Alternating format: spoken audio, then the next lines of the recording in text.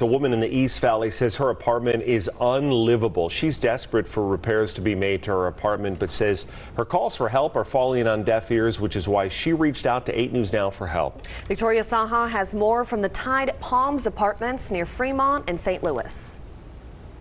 It's hard to sleep in your bed when you have this right above you.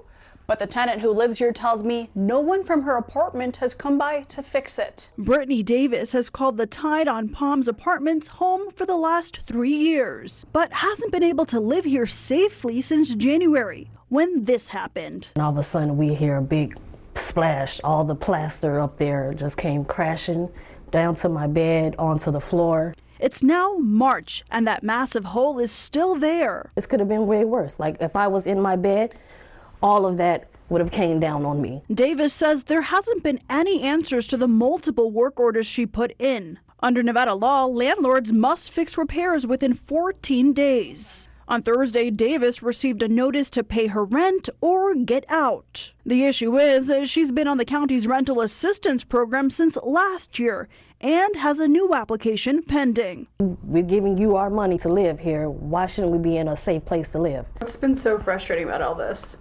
The fact that like I work hard just like any other person, paying my taxes, and because I live in a certain community like this, as you can see, that we're overlooked. We went to her leasing manager to get some answers. I'm sure you're aware her ceiling has caved in. Okay.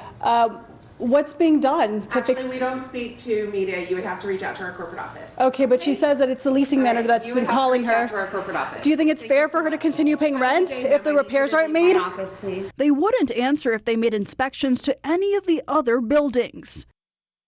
Victoria has also reached out to the owners of the property, but the management has not heard back. Under Clark County rule, if you have a rental assistance application pending, it prevents an eviction so long as the tenant files a response to an eviction notice that they receive.